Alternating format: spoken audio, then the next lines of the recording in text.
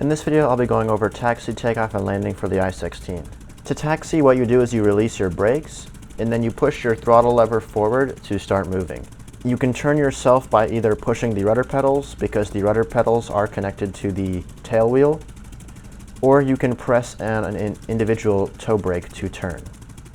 So I'm going to move my throttle forward, and I'm just going to press my rudder pedals to turn. Okay, so now for takeoff.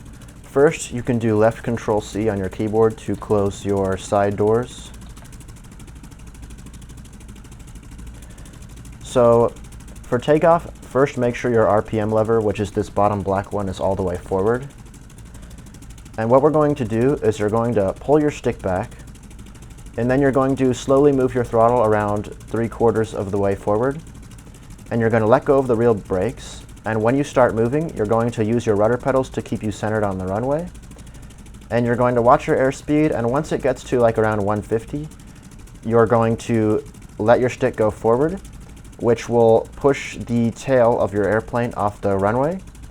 And then once that happens, you can pull the stick back and your plane should lift off the runway. In my opinion, the I-16 is the hardest plane to take off in DCS because of how sensitive the rudder is. So if you don't get it the first couple times, just keep trying and eventually you'll get it. So press down the toe brakes, pull back the stick, move the throttle 3/4 forward, let go of the toe brakes, and use your rudders to keep her centered. Be very careful with the rudders. Okay, now let the stick go forward. And then 150, pull up, and you're off the ground. Last thing to do is raise your landing gear. Now the landing gear in this plane is really complicated, so it might take a minute to explain it. I'm going to put the game into active pause so I can explain the landing gear without worrying about flying. So the landing gear is controlled by 4 levers, which are located on the right here. There's this lever back here, this lever in the front, this one on the bottom, and this one on top. So let me really quickly explain what each lever does. So this top lever is a lock. If it's pulled back, then the landing gear handle is locked and it can't move. If it's pushed forward, then the landing gear handle is unlocked and it can move. This one here is the direction of the landing gear.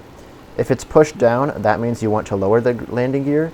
If it's pushed up, that means you want to raise the landing gear. This is the landing gear crank handle. This is the one you actually use to move the landing gear. And this is the cord tensioner handle. This puts tension in the cord in the landing gear system. If it's backwards like this, that means there is tension. And if you push it forwards, that means it releases the tension. You want it to be pulled backwards when you're lowering the landing gear, and you want it to be pushed forwards when you're raising the landing gear. So since we just took off, I want to raise the landing gear. So first, I'm going to make sure this top one is locked. And while it's locked, I'm going to adjust my other gears. I'm going to set this one up because we want to raise it.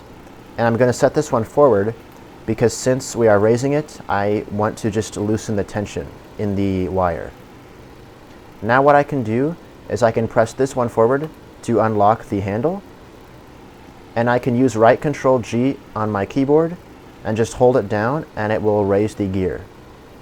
Now it takes a long time to raise the gear. I think it's around 40 turns, but it's a really old plane and that's just how it is. Around the dash frame of the airplane, there are these clear cutouts. And in the cutouts, this is to show you where the landing gear is. You can see there's this spring here with this black piece. So there's one black piece on the side and one on the other side too. The more these are down to the sides, the more it's raised. The more these are to the center, the more it's lowered. So as I'm raising the gear, you can see the black piece is moving out to the side more, which means it is being raised right now. When the handle won't move anymore, that means it's raised all the way. So I can pull back this lever to lock it. And if we look outside, you can see the landing gear was raised, and that is how you take off. So now we're going to go over landing. I'm going to go to active pause again because now we need to lower the landing gear. To lower the landing gear, first make sure this lever is pulled back so it's locked. Then you're going to push this one down because we want to lower it. And I'm going to pull this one back to create tension in the wire. The reason you want there to be tension in the wire when you're lowering is because if there's no tension, whenever you unlock this lever, your handle is going to go all the way forward. It's going to move forward like crazy, but the gear's not going to come down. So you want to make sure this one is back when you're lowering it so there is tension. Okay, so once you've got this lever pushed down and this lever back, now I can click this forward, and you can see it's already going to start moving a little bit by itself. And you can also use left shift and G to lower it yourself. And you can see this side piece here with the spring is moving toward the center, which means the landing gear is being lowered. There we go. I'm going to lock it now, and if I look outside, you can see it's lowered all the way. So for landing, you want to make sure your RPM lever is all the way forward, and you want to bring your throttle back to slow yourself down. While I'm getting myself over to the runway, there's also this lever here that you can turn to the left to lower your flaps. You can see the angle of your flaps with this gauge here. Don't lower your flaps all the way until you've slowed down a bit, or you could crash. Then all you need to do is just gently touch down on the runway.